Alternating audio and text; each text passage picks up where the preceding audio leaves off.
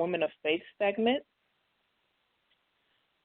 So tonight I have author Christine Walters, who is joining us today. She is here to discuss her background, her story, and her book, Jenny and Me, Reflections of What God Can Do. So we're going to talk about a lot of sensitive things tonight. So if you know of anyone who will benefit from this, by all means, share it on Facebook. And so I want to welcome Ms. Christine Walters to our show. Hi, Christine. How are you doing? Hi, how are you? Thank you so much for having me. Oh, no problem. We appreciate your time. So we're going to get right into it. We usually start off, every episode with having our guests tell our listeners a little bit about themselves and their background. Okay. So right now I work at a nonprofit organization called Prevent Cancer Foundation. I'm actually working HR, and I have a degree in Human Services Management and Social Work. Originally from Buffalo, New York. I moved actually with my parents when I was around 12 years old to Fort Myers, Florida. And I lived there for, I want to say, until 1996. I had my children there, my three oldest children there, and I met my then husband. We all moved here in the DMV area around March of 1996, where I currently live now. I went back to school in 2008. Growing up, kind of a little bit of my background history, had a lot of child abuse. So growing up was very dysfunctional, and I was a teenage mom and a high school dropout. So I did go back to school. I went back to school. I got my GED when my kids were little, and I still worked. And I always worked in the medical field. So, and I want to say around 2008, I just decided to go back to school because I wanted to have something to show my kids too, that even though no matter what you've been through or anything, you still need to fight just to finish your goals. It wasn't a cool thing that I dropped out of school, and I didn't want them to think that was okay. So I went back and I got my 4-year degree in Bachelor's of Science in Human Service Management with a focus in social work. So that's about awesome. Okay. Well, congratulations on getting your bachelor's. Yeah, because, it's not easy. We see it all the time. Yeah, so I could, only imagine. So the fact that you were able to, go through what you went through and still be able to get your education, I think you're serving as a great example to your children and to other women who may feel that they're inferior because, they weren't, quote, unquote, perfect or whatever the case may be. All right. So as I said earlier, we are here to, of course, talk about you and to talk about the work you're doing. You have a book that is currently out called Jenny and Me, Reflections of What God Can Do. And just tell us a little bit about, and we'll go deeper, as the segment goes on, but in a synopsis, what is this book about? Why should one pick it up and read it? So no book is for everybody. I always knew I was going to write this book about me, the story of me and my mom.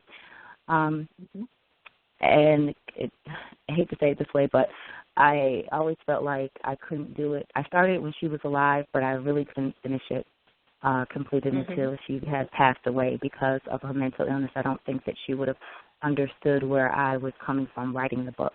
I wanted people to know the story of her and what I dealt with abuse and mental illness, because there's a lot of people that I have talked to who just been through a lot of things with a relative, a parent who has mental illness, but they were abused by their parent with mental illness. And I want to say not everyone who has mental illness is abusive. So I want to just be clear on that. I do think if my mother did not have mental illness, she still would have been abusive. So I wanted to be able to write my story to help others, because a lot of the things that I have endured are kind of was just too much for anyone to go through, and we all go through things in life, but you always hear about someone, committing suicide or really strung out on drugs, alcohol, just a lot of different core issues with the things from our past or our childhood. So not to say that, the book might not help too many people, but I prayed and I just hope that sharing my story maybe could help someone turn their life around, or for someone who just thought, I just want to give up and there's just no way that God loves me, or there's no way that, he cares, or I wouldn't be going through this, just to know to keep pushing forward and just keep going because he does, and not, just to lean on Christ, because we all go through things, and some of us, it's harder on us. We're all different, so some situations are harder on us than other situations. Absolutely. Now, and also, I'm sorry. Yes. Go ahead. I was going to say, and also a big part is forgiving the unforgivable, because certain things happen to us, and we go through a lot of anger and bitterness, which also can lead on to, taking care of our children, or into having healthy friendships or relationships, in our marriage or anything like that. And we just have to forgive, because it's for us, and a lot of things some of the things that we've had experienced are, would be considered unforgivable. Rape by a parent is something that I would think is unforgivable, but we have to forgive those people that do us really wrong or hurt us. The ones that we're supposed to love and care for us are not supposed to hurt us. And, when it happens like that, it causes us to lose trust and sometimes, not love ourselves anymore because we feel worthless. So I wanted my story to be able to help other people not to feel that way. Okay. And, that was a beautiful snapshot you just provided, about the book and, why you wrote it and who you think it would help. So, and you highlight, the different issues. So the other question I have is, when you were writing your book, because a lot of authors have different experiences, especially when they're writing their first book, what did writing this particular book teach you specifically about mental awareness? That it's not intentional. And also that, one, it's not intentional, and also that, and there's many different mental illnesses. So in the case with me and my mom, so she had a very severe mental illness. She had childhood paranoid schizophrenia with multiple personality disorders. So on top of that, it's rare because a lot of times the multiple personality disorders do not come into play with the childhood schizophrenia. So that's very rare. So writing the book, and at the time she passed, there was a lot of unknown things that were brought to light after she passed. So while writing it, it helped me to realize, too, that it wasn't just her mental illness. She also was abusive. I did used to think, I did think maybe, this was just her mental illness, because she would say to me as a little girl, we got to keep this a secret. Also, it made me aware that mental illness is not something to be ashamed about, and my mother was ashamed of it. But the thing is, everyone knew she had a mental illness. So she would say, this has to be our secret. And also, when she would be very abusive, she would always blame it on mental illness. I mean, consistently all throughout the day. She would just say, you got to understand, Mommy did this, or Mommy called you this bad name because it's my mental illness that makes me treat you this way, or do this to you, or say this to you. No, I don't think that's the case. Just because you have a mental illness does not mean that you are abusive. People have mental illness affects many of us, and there's many of us who are not abusive and live with mental illness. Absolutely. Okay, and this one, just kind of just digs a little more. Are you still angry with your mother? No. I used to be a lot, and we forgave each other actually about maybe 2 days before she passed away. Wow. And then anger. I actually had a lot of anger towards God, and for myself because a lot was revealed to me, and I held this bitterness with her. I just held a lot of bitterness with her, and I didn't want to forgive her for many things that she had done. And then when certain things were revealed to me, and I realized that, one, she didn't want to have a mental illness. She didn't want to be this way. She was also abused. I realized she did the best that she could, so I need to be thankful for that because, the situation could be worse. I mean, she didn't kill me. I wasn't, I wasn't like, there's so many other things that could have happened to me. So, when we all go through things, we also need to be reminded that there's always someone that has it worse. So she did the best that she could, and she was in and out the hospital a lot through my young childhood. And when we moved to Fort Myers, she went in right when we moved there, and then she managed to stay out. She did take a lot of medicine, even with taking injections every 2 weeks for the past maybe 18, 20 years before she passed away. So she did have a mindset of, if she doesn't take her medicine, she's going to be worse. Even though she was abusive and even though she had a mental illness, I mean, she did the best that she could, and she cared a lot about me. And I realized those things, and I needed to be more grateful. I don't feel that I was grateful enough but when she was alive.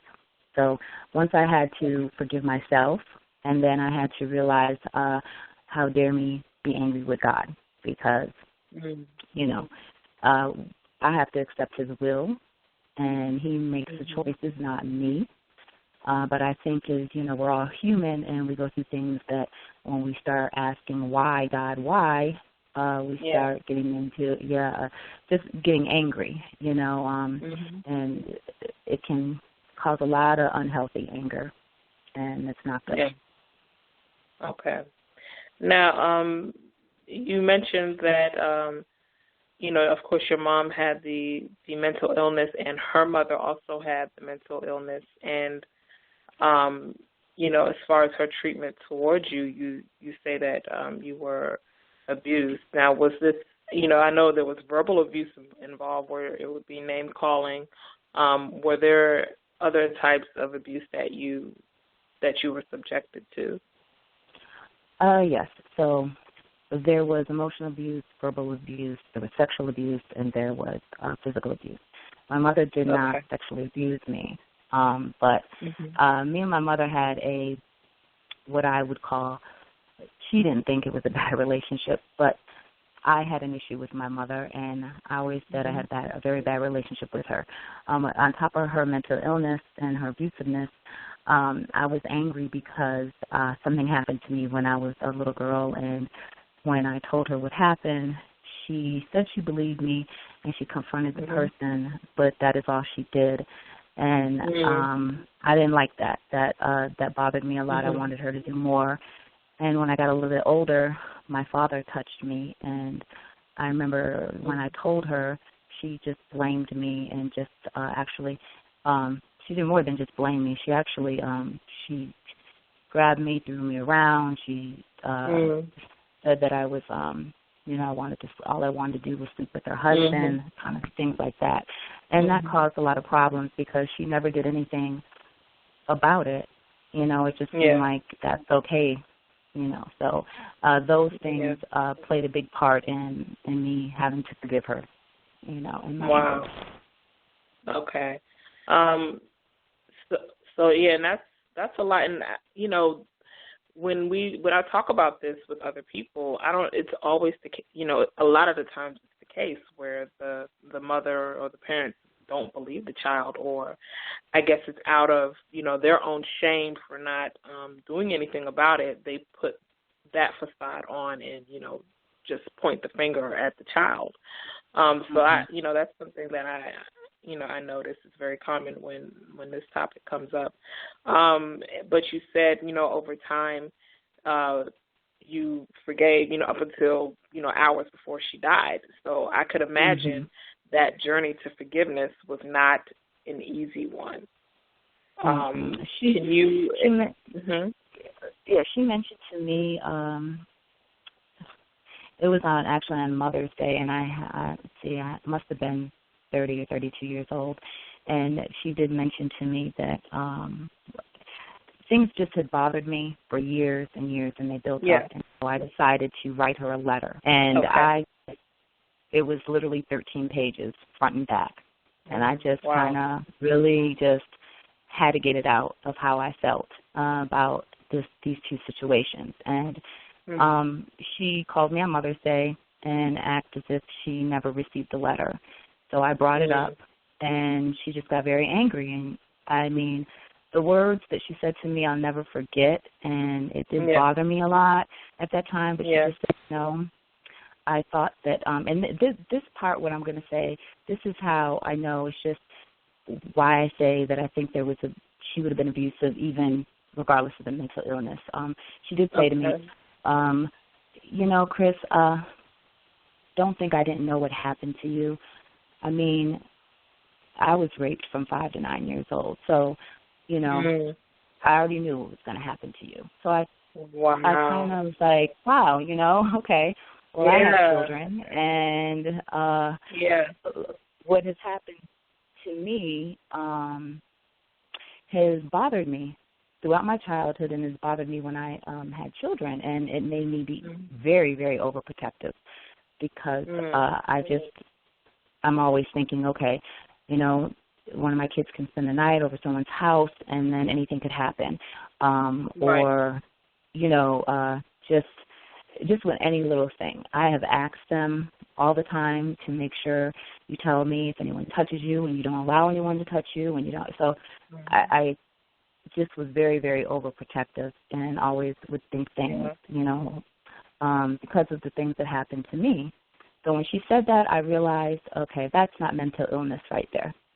To me, I felt like, this happened to you, and maybe my mom thought, well, she couldn't do anything about it, or she didn't know what to do about it, so she didn't just made it very nonchalant about when something happened to me, and I was not going to take that same mindset.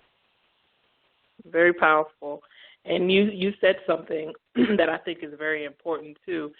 You said at some point you wrote her a letter. When you were writing that letter, was that a form of release for you, and or was that a step towards you forgiving your mother when you sat down and wrote that letter? At the time, it was a form of release. I didn't want to disrespect my mom. I loved her, but I had answers, and there were certain things that I did not understand. And now that I had my own children, and I could just look at them many times and think about, oh, my God, I was this age and that age, and, I can't even imagine with my own children for them to go through something like this. So I had a lot of questions and answers, and I wanted to know why didn't she, there's so many different things she could have done. So, and then I also wanted to hear, which is something that we all probably want to hear, is an apology. And I've learned over time that, we may want an apology. That doesn't mean that we're going to get an apology, and we need to be okay without getting an apology. My father, when he passed away, he never said he was sorry for what he did, and not even acknowledged what he did. So, I had when my mother passed away, I started grieving over that incident also. But, and I had to learn, okay, God, it's okay. I did not get an apology because, I know God loves me. So that's what's important. And I have my family and my kids, and, I had to, move past that. And all I can do is forgive. All I can do is be better. That's all any of us can do is choose to be better. Okay. All right, we're going to take a quick break. And when we come back, if any of you listeners have questions for Christina and myself, I will give you the number to call. So we will be right back.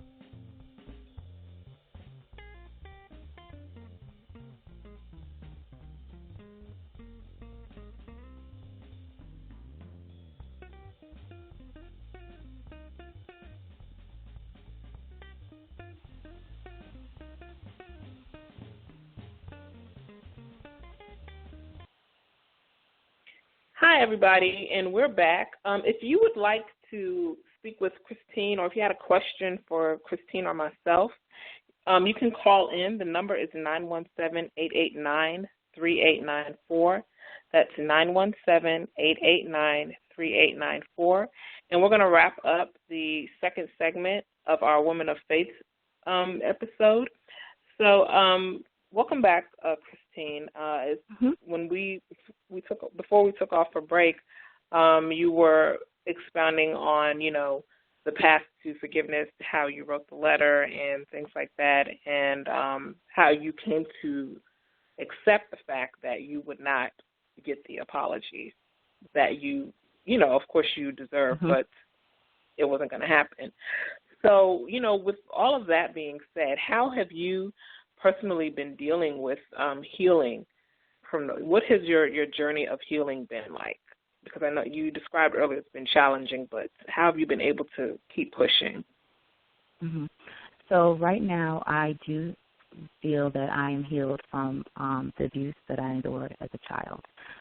It took a long time, and how I healed from it is a lot of techniques that I just would think of that I would have to do for myself, and prayer, a lot of prayer, and leaning on God for certain things, and also asking God to reveal to me certain things, because when someone doesn't believe you, you start to wonder or question yourself.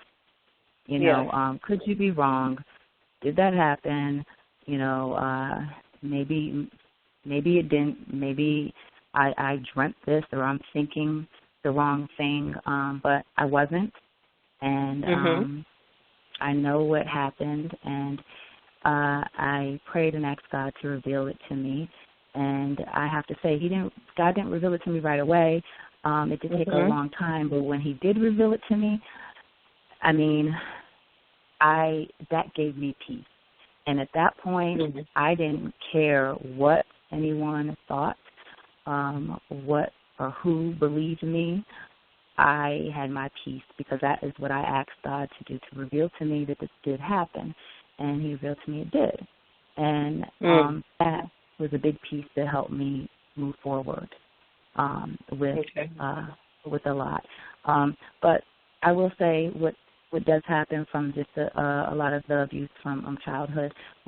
I don't do this anymore, but I have to say just years of flashbacks, nightmares, a scent could make me think of something. Different types of triggers. Wow. Yeah. And when I had my children, I have 4 kids. My youngest is a girl. And, some of the stuff I don't share in the book, but I'm going to share this part of it because I do think it's just important for somebody. So my first 3 were boys, and the things that have happened on the sexual, I was molested. That bothered me when I had. It bothered me a lot when I actually went to change their diaper or anything like that. I just didn't want to. I felt like, I just felt, and it's kind of weird because I felt violated even though nothing was going on, but I just said, God, you got to help me. You got to help me with this, because I could sense that this definitely is going to be a problem for me with my sons. I wanted to come into their room every night, give them a kiss, read them a story, we say their prayers, and, check on them. And it was difficult for me to kiss my sons on the head. It was difficult for me. It was difficult. I had a hard time within myself because I just felt like, it's not their fault. They didn't do anything, but that's how heavy that's how heavy it weighed on me. So when I would just pray about it, and it got a lot easier, I said, God, you got to take this away from me, Lord. I'm going to, when I go in the room tonight, even if I have that thought, like, don't kiss them on their forehead, because I would have that thought. It would say to me, and I know that's the devil, because the devil doesn't want you to heal. So, I would soon as that thought would come to me, I would say, okay, nope. Okay, God, no. These are my children. These are my babies, And so I would just kiss them on their forehead, continue reading the book. We do our prayers, When I had my daughter, it didn't bother me, and I just knew that I was glad that I took those steps where I kept continuing to do that, because it just went away. It's just I never even thought about it. It's like maybe a year went by, and I was like, I didn't, when I go in the room, I don't have that thought anymore. And that was that I did, and it worked for me, because if I would not have done that, I would have allowed what someone did to me to not have a connection with my sons in a way of showing a motherly love, and so I didn't want that. So I just forced myself to do that, and it got easier, and then it didn't bother me anymore. So then in the dreams, I would just pray a lot about it, and, ask God just to take these thoughts away from me, and then slowly but surely it did. Wow. And, and I did counseling. I did counseling. Okay. Yeah, I did counseling. I should have said that. That's important. Along with the counseling, you named, some very important things. What resonated with me, and I also think will resonate with the listeners, is, realize that when you are going through, when you're healing from something, the thoughts are always going to be there. The thoughts are always coming. They're always harassing you, and it's a matter of you building yourself to the point where you counter those thoughts. And you just explained that, how you did that. They're constantly going to come, and you constantly have to be ready to shoot them down. So I think that was, that was one factor that you named that was very important. And then your spiritual foundation, who are you leaning on? Who or what are you leaning on? Who is your strong tower? If you don't have that, I don't see how people can make it.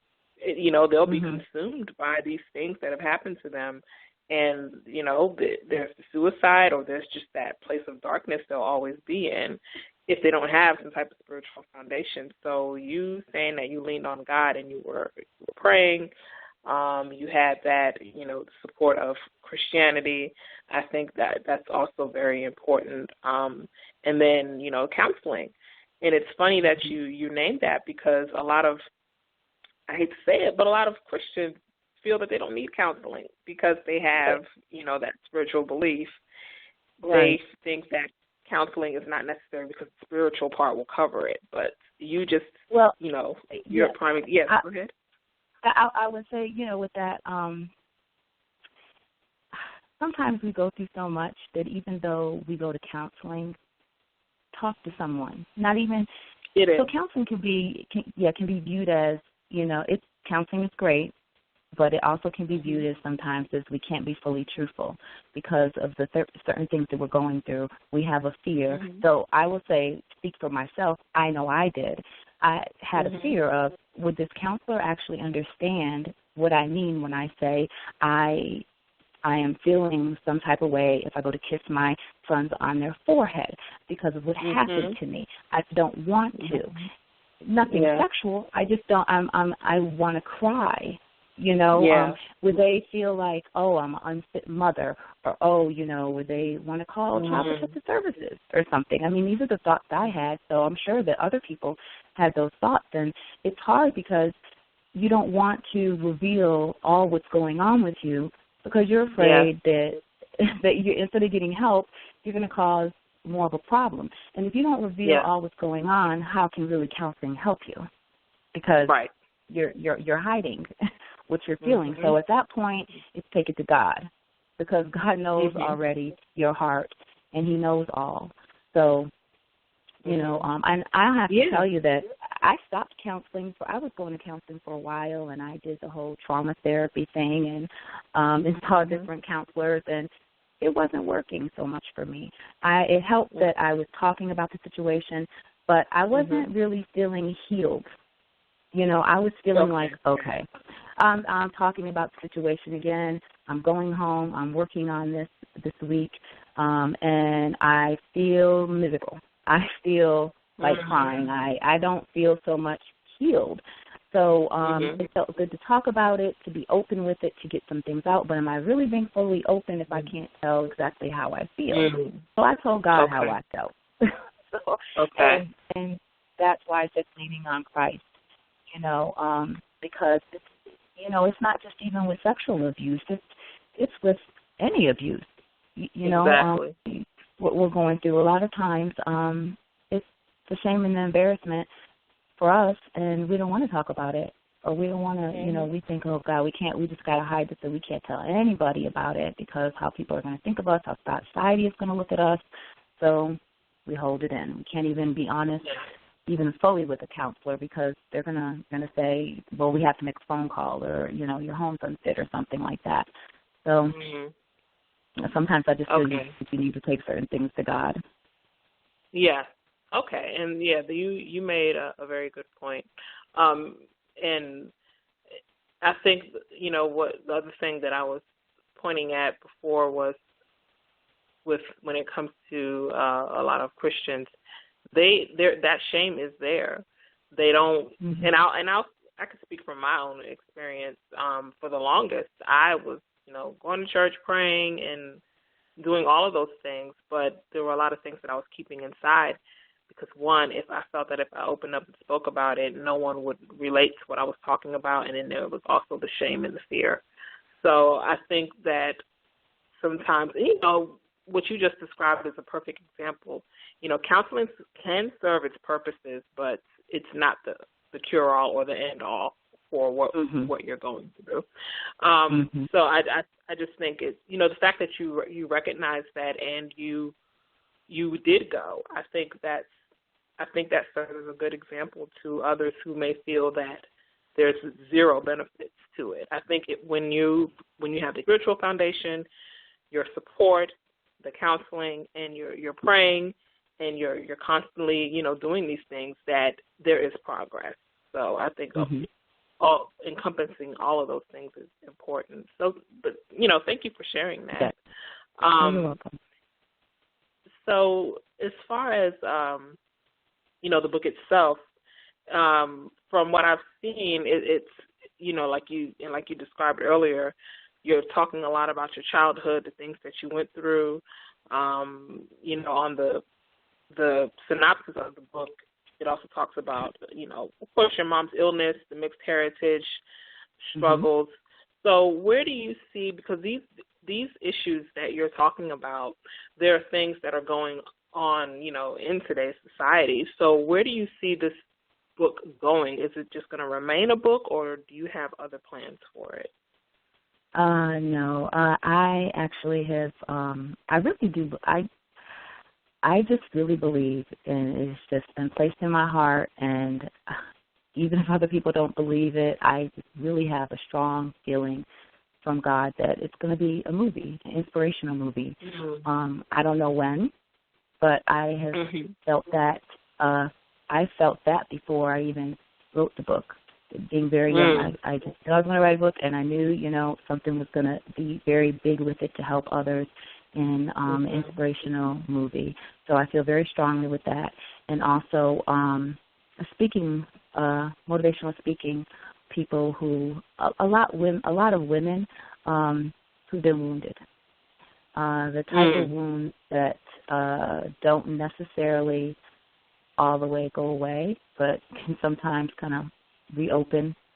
That it's like you have a scab, and it kind of can just tear, and you just feel that pain a little bit, or when it heals, it's a scar like that. So not everybody, but people who have really deep wounds.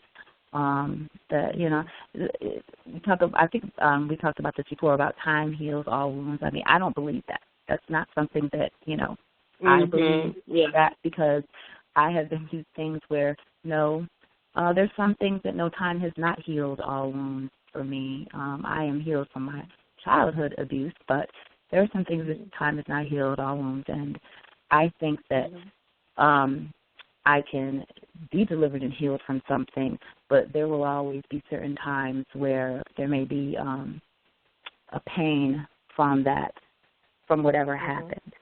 and you just have to for me, I have to I'm more prayerful and just leaning on God with that. So when those times come, I try not to allow my mind to keep dwelling on it, because there's nothing that you can do about that. But to just think of the either a good memory or, well, thank you, God, for getting me through it. Because that's a blessing. Thank you, God, that you got me through it. That's all I can say. Yeah. And let's move forward with my day. Yes. And I think, the situation doesn't manage your life. It doesn't control your life anymore. You've overcome it. And like you said, it's not something that will leave the memory bank. It's going to be in the mind and spirit.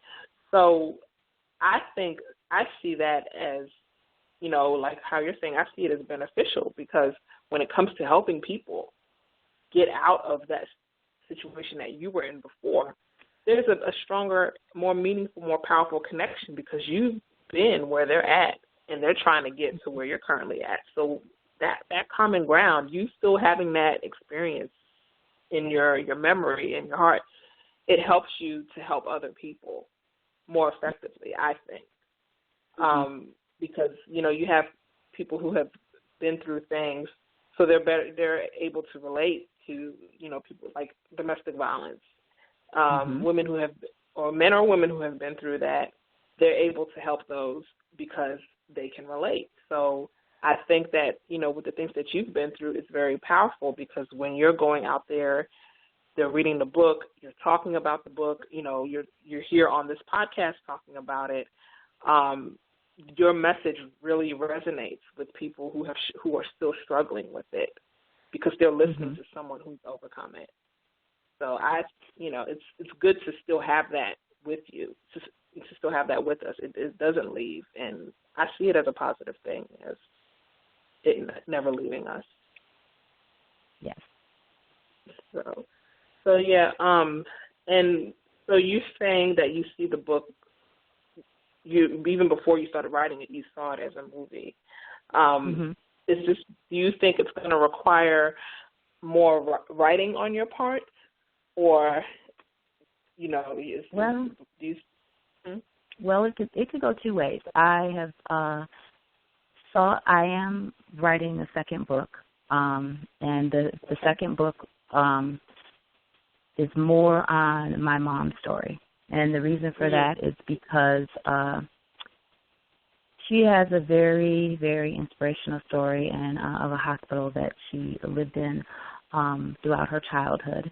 And she was the only child who lived there for maybe 25 years or 30 years within that span.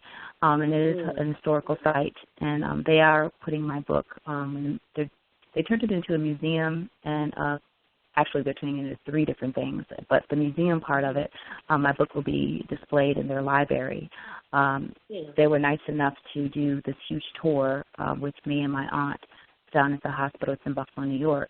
And I think a lot of people would, especially with mental illness, would take a lot in with my mom's story, just from the struggle. Because one thing with her, after she passed, which was helped me to forgive her too, and it's just like, she didn't ask for this, and she had a hard life too.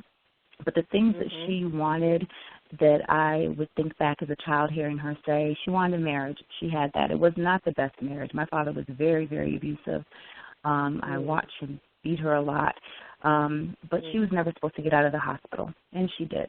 She had me. She was never supposed to have a child. The doctor who has used to help her out a lot. I spoke to him, and he did tell me that it's even a miracle that I'm here because of the chromosomes and everything, which I was tested and I do not carry. So that's a blessing in itself. She owned a home without a mortgage,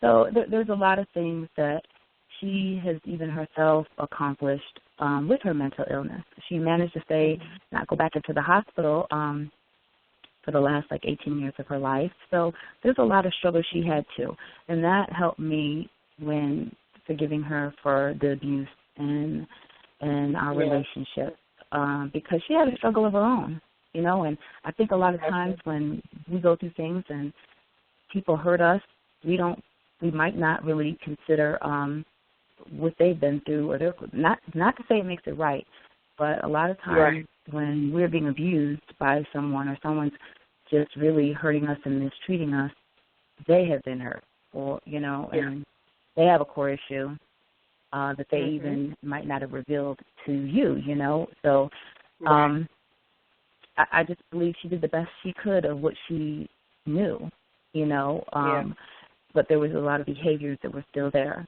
So I see the movie going in the direction of it either being an inspirational movie where it's kind of just the book of Ginny and me, reflections of what God can do, or it could kind of go in the direction of maybe Ginny, you know, and I'm fine with that, because either way it would be inspirational, and it would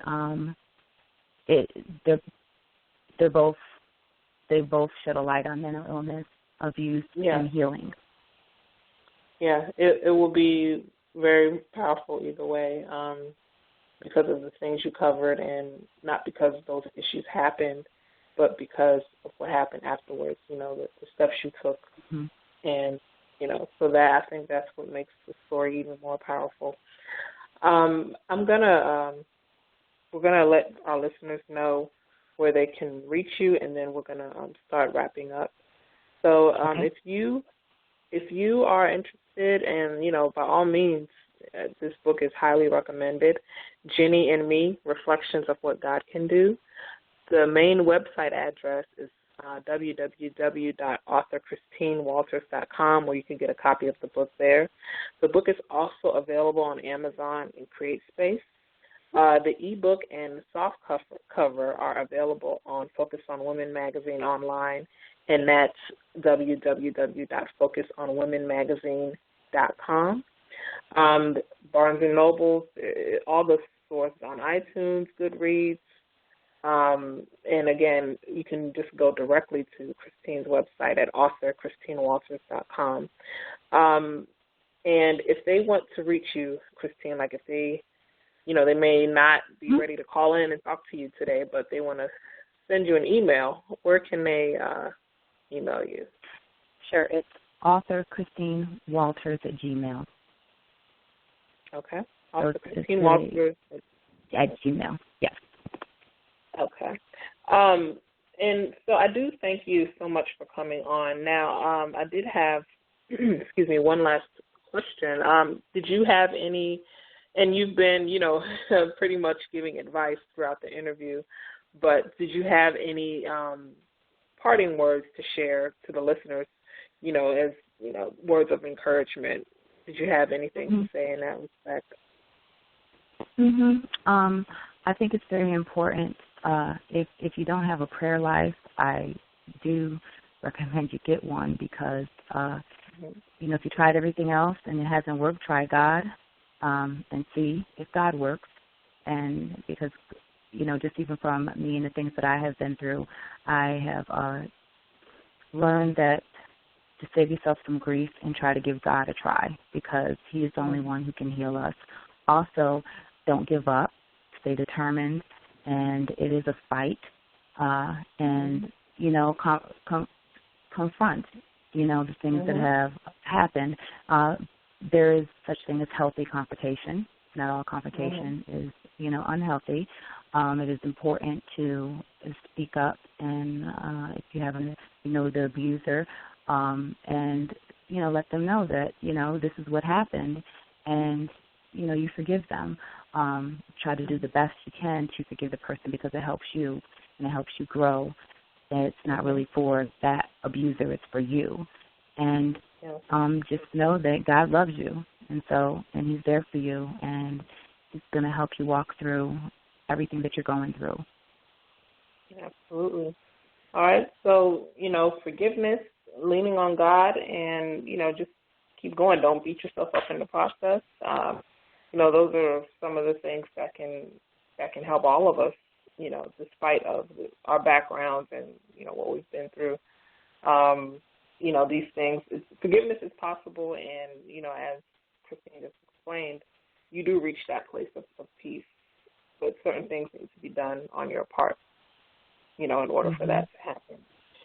So, Christine, I do thank you again so much for coming on. Your time is much appreciated.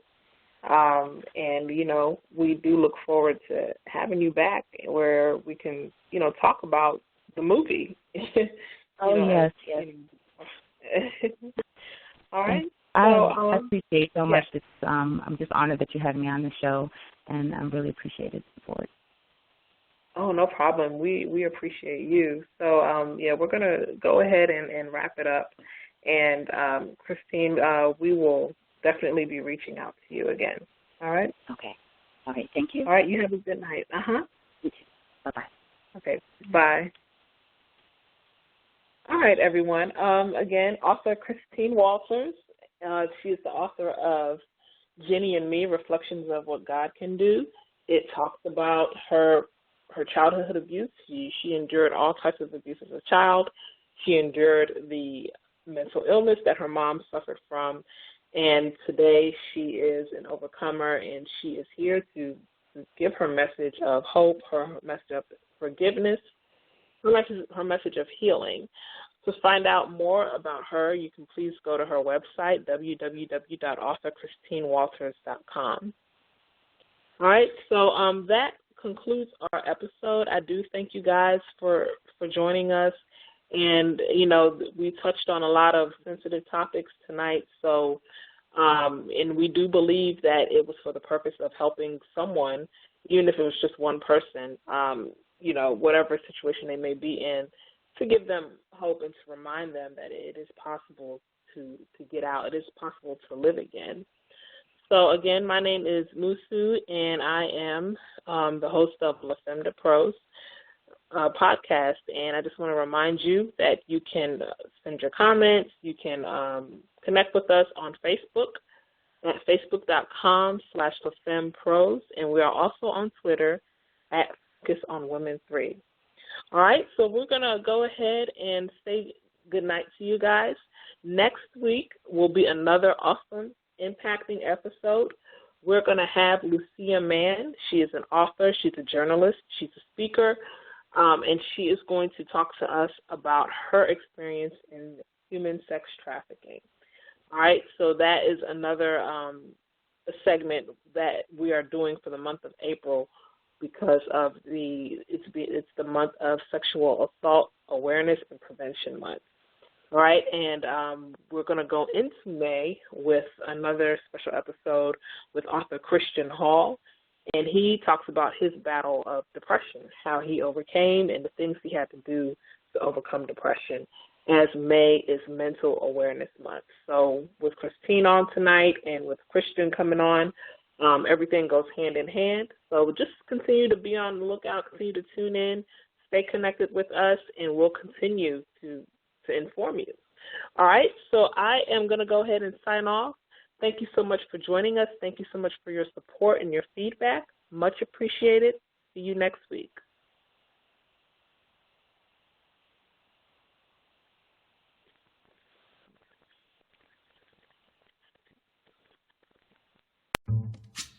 At Dominion, 1 in 5 new hires is a U.S. veteran, and when they're away, they miss out on a lot. But they won't miss out on financial support, because Dominion covers any difference between their military pay and their Dominion salary, and continues benefits for veterans and their families for up to 5 years. We're proud to have been named a Best for Vets employer by Military Times Magazine 7 years in a row. Dominion. Depend on us for more than energy. When you don't go to Geico.com, car insurance can be confusing. Like Swedish techno confusing. Bark, bark, meow, meow. Dance with me, purple cow. Bark, bark, meow, meow. Ooh, you lovely cow. Geico makes it easy. With 24/7 access, all you have to do is go to Geico.com and you could save money on car insurance. It just makes sense. Unlike, Dance with me, purple cow. I like your moves.